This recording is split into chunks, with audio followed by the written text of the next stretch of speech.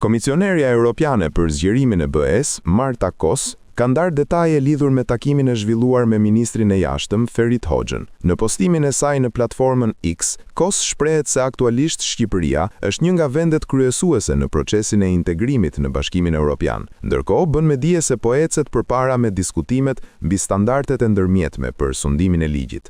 Shqipëria është aktualisht një nga vendet në krye të procesit të antarësimit në BE.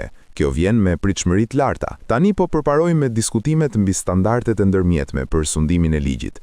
Me ministrin e jashtëm, Ferit Hoxha, unë theksova nevojën për zbatim të besueshëm të standardeve të ndërmjetme për Shqipërinë, për të ruajtur vrullin në negociatat e pranimit.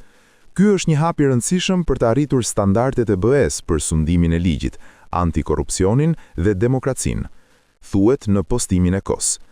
Kos shprehet se në takimin me Hoxhën ka theksuar nevojën për zbatim të besueshëm të standardeve të ndërmjetme për Shqipërinë, për të ruajtur vrullin në negociatat e pranimit.